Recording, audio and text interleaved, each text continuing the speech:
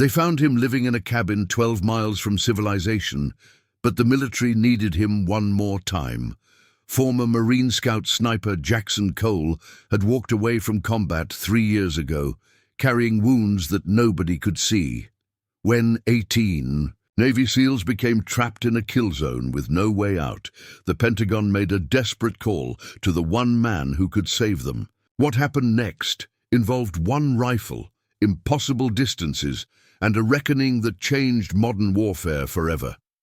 Before we continue, tell us where you're watching from around the world and subscribe to the World Tales TV channel.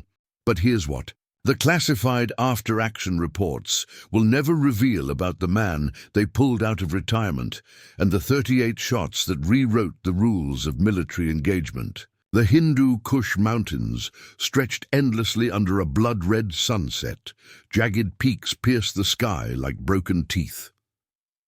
In a narrow valley surrounded by sheer rock walls, 18 American operators realized they had walked into a carefully prepared trap. The mission brief had been straightforward. Intelligence suggested a high-value target meeting in an abandoned village. Quick insertion, surveillance, extraction before dawn. Simple. Nothing about this operation was simple anymore. Lieutenant Commander Ryan Mitchell pressed his back against crumbling stone, breathing hard as bullets chewed through the mud brick wall above his head. Around him, his SEAL team had taken defensive positions in structures that provided cover but no escape. The enemy had waited until every American was inside the village perimeter before springing the ambush with devastating precision. Mitchell keyed his radio with hands that remained steady despite the chaos erupting around his position. Base, this is Trident 2-4. We are taking heavy contact from multiple positions. Enemy force estimated at 150 plus. We need immediate air support. The response came through static and distant thunder. Trident 2-4, negative on air support. Weather moving in fast. No aircraft can reach your position for minimum 4 hours. You need to hold your ground. 4 hours might as well have been 4 days.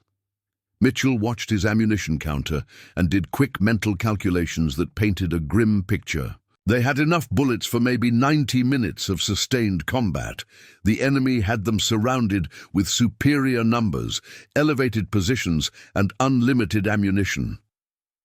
Petty Officer First Class Marcus Webb crawled to Mitchell's position, his face streaked with dust and cordite residue. "Sir, we've got RPG teams moving into position on the northern ridge. They're going to hit us with everything once they're set up properly." Mitchell nodded slowly, accepting the tactical reality with the calm that came from years of training and combat experience. "How many casualties so far?" 3 wounded, none critical yet. But Johnson took shrapnel to the leg and Martinez has a through and through in the shoulder. They can still fight, but mobility is compromised. The math kept getting worse. 18 operators against overwhelming opposition. Limited ammunition, wounded personnel. No air support, no quick reaction force available. No extraction possible until weather cleared. Mitchell had commanded operations in 17 countries across 3 continents. He had led men through situations that seemed impossible and found ways to complete missions when every factor suggested failure. But this situation offered no tactical solutions that his training and experience could identify. Another burst of machine gun fire raked their position. Stone fragments exploded across Mitchell's helmet and body armor.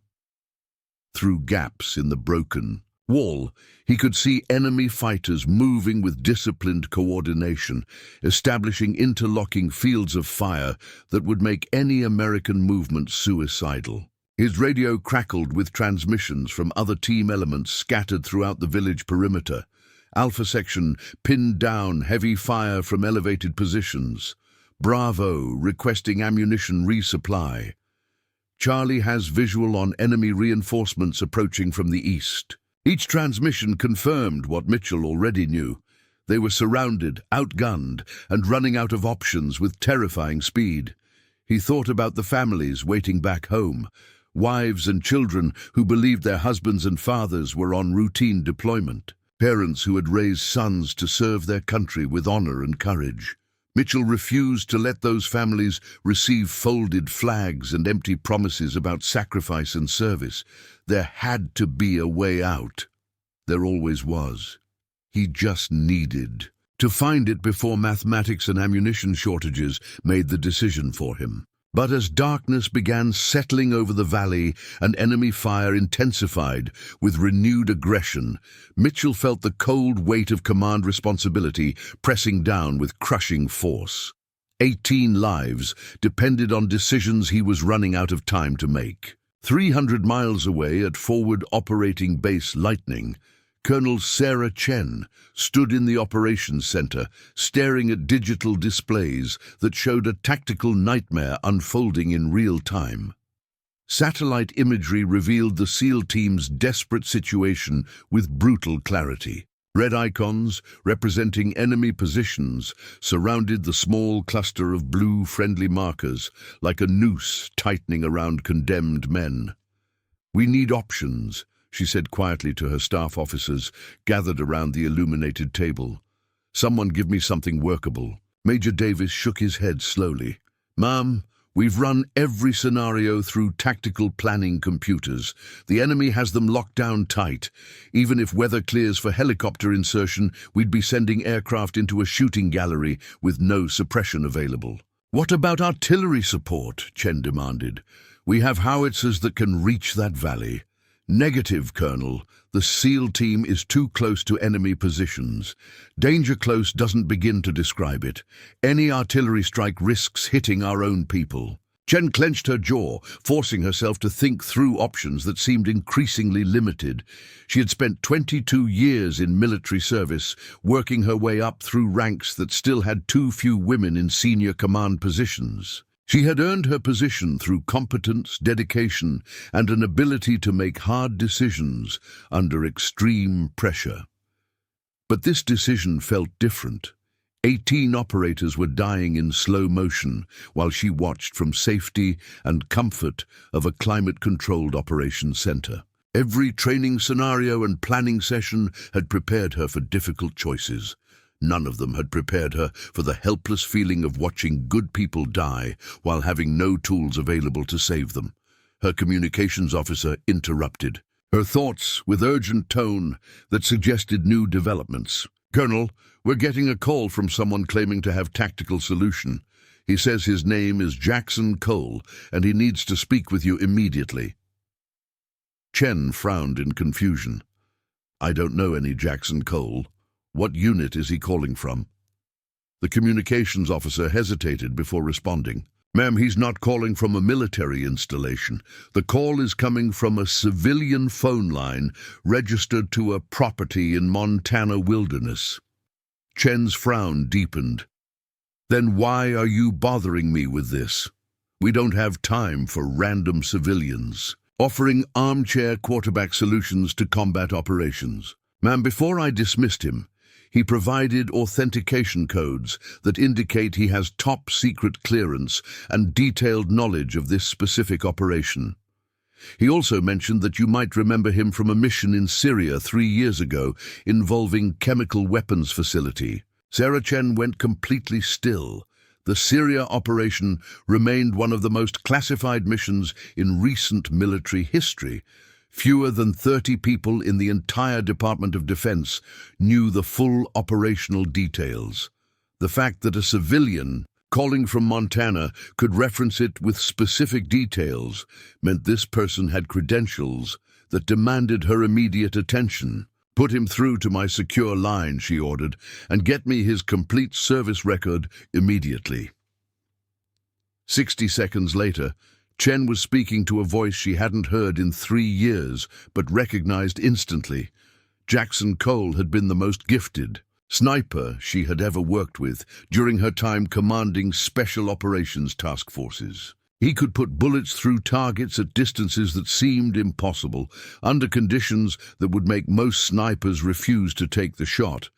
But Jackson had walked away from military service after accumulating too many ghosts and too many memories of shots that haunted his sleep.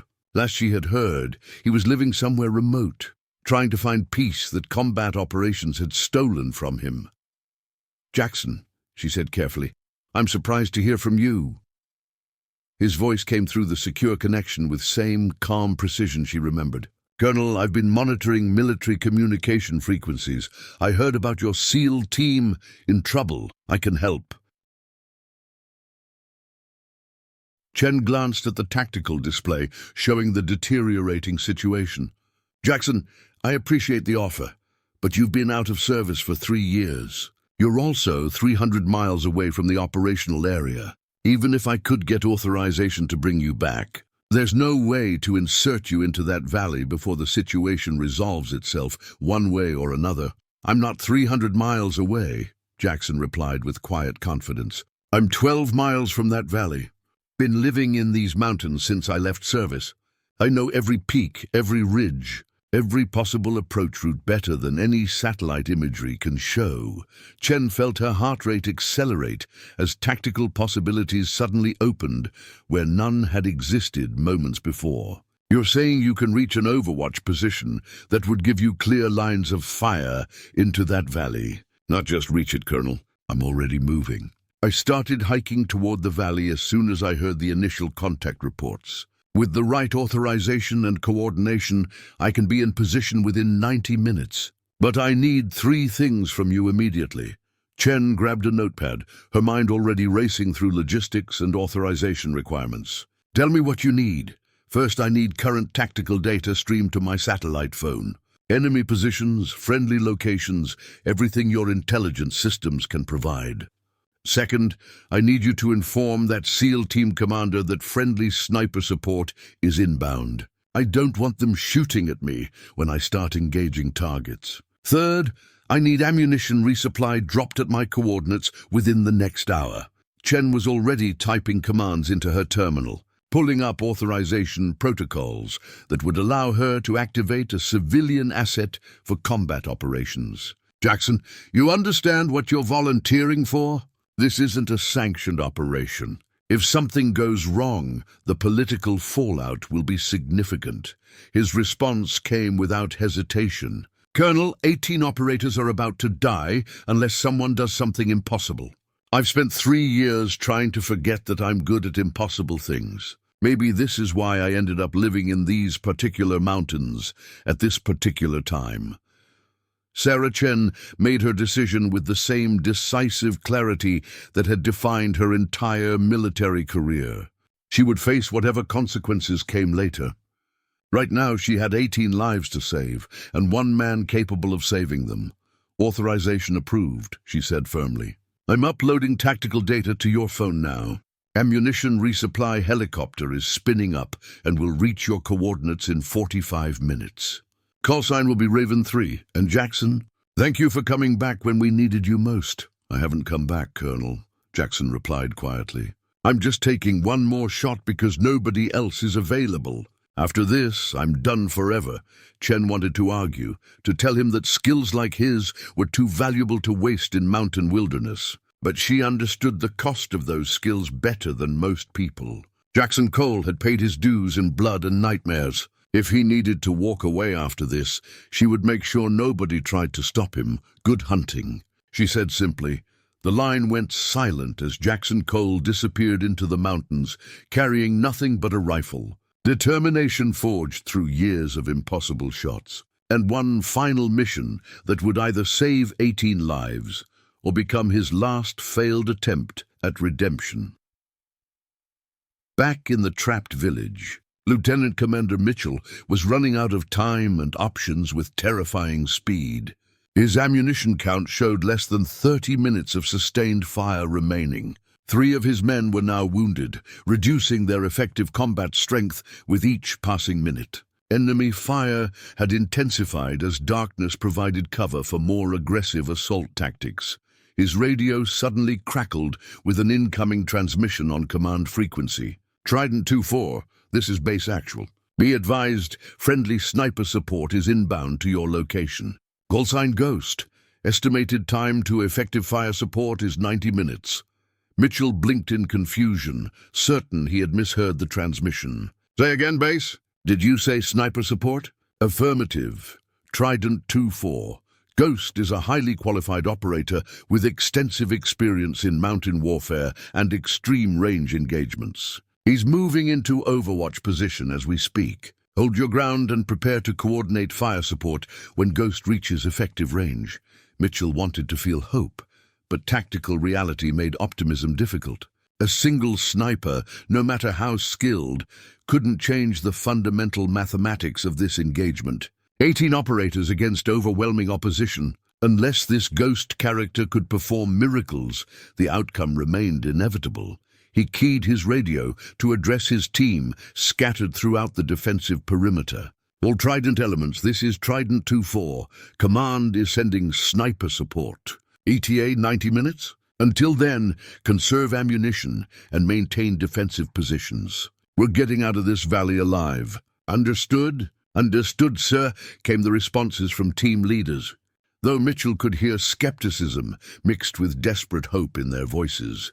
Petty Officer Webb crawled back to Mitchell's position, his expression showing the same doubt that Mitchell felt. So respectfully, one sniper isn't going to change this tactical situation. We're looking at a meat grinder no matter how good this Ghost operator is. Mitchell nodded slowly in agreement. You're probably right, Webb, but hope is a tactical asset too. Even false hope keeps people fighting when surrender seems easier. So we're going to believe in miracles for the next 90 minutes and see what happens. Another burst of automatic weapons fire punctuated his words. Enemy fighters were probing their defenses with increasing boldness, testing for weak points that would allow breakthrough and close assault.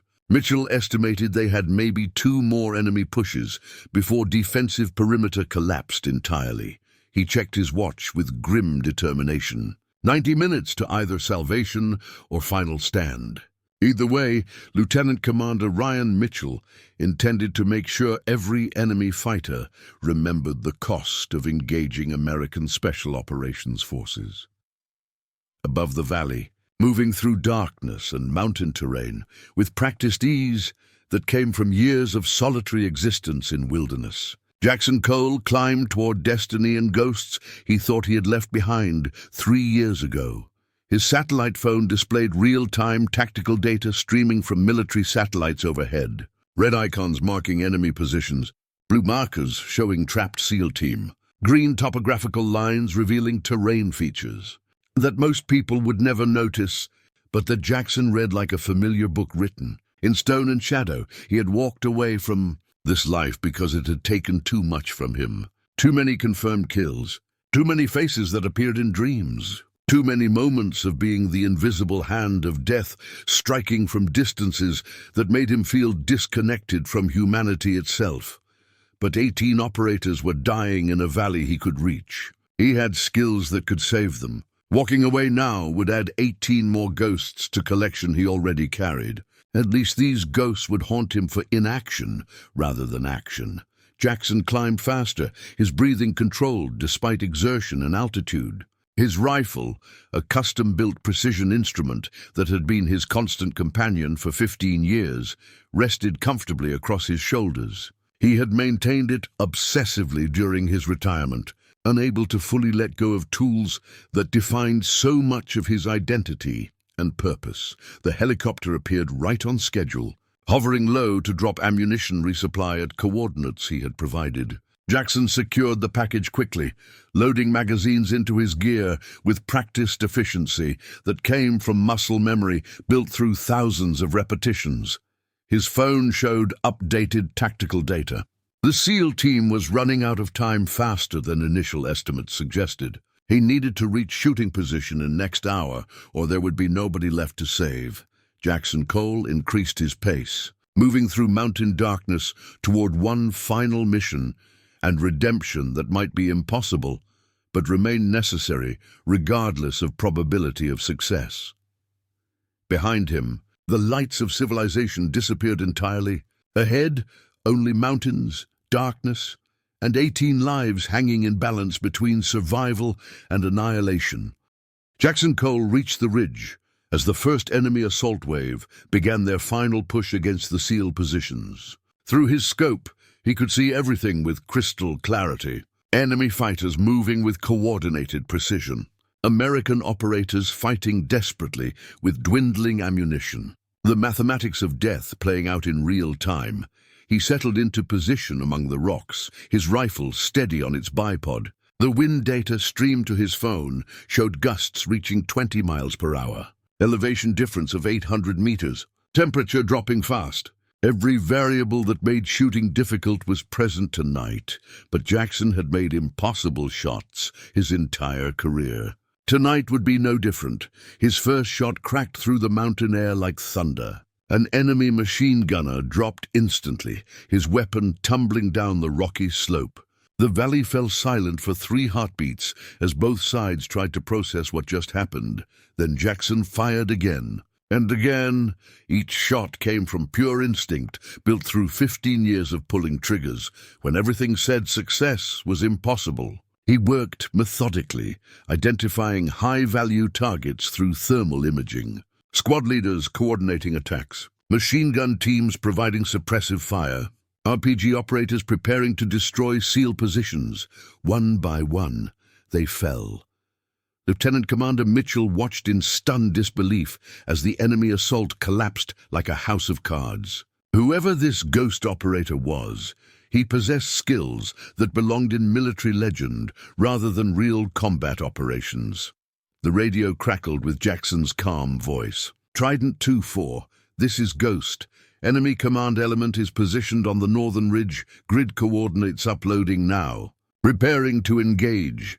Mitchell pulled up the coordinates and felt his blood run cold. The distance exceeded 1,400 meters through mountain winds and darkness. No human being could make that shot consistently. Even the most gifted snipers in military history would hesitate at this range under these conditions. Ghost, be advised that's extreme range in difficult conditions, Mitchell transmitted. Recommend holding fire until targets move closer. Negative Trident 2-4, Jackson replied quietly. They're calling in reinforcements on satellite phone. If their commander lives another 60 seconds, you'll have 300 fighters instead of 150. Trust me on this. Mitchell had commanded operations long enough to recognize absolute confidence when he heard it. Roger that, Ghost. Take your shot.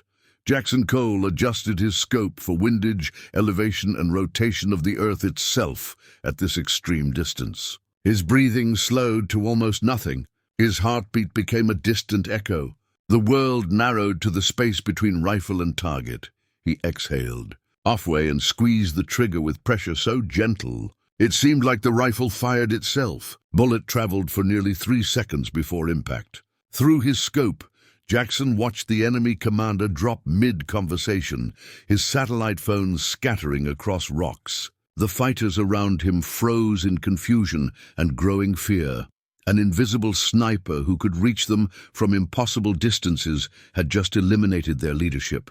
Panic spread through enemy positions like wildfire through dry grass. Within minutes, coordinated assault transformed into chaotic retreat as fighters abandoned positions and fled into surrounding mountains. Jackson continued firing with mechanical precision, targeting anyone who tried to rally resistance or organize defensive positions. 38 shots total. 38 confirmed eliminations at ranges that would be questioned and verified repeatedly in after-action reports.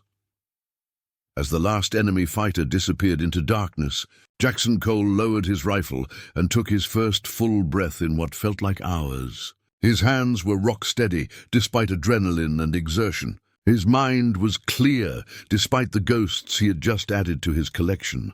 But this time the ghosts felt different. These shots had saved lives instead of simply taking them. Maybe that made the difference. Maybe it didn't.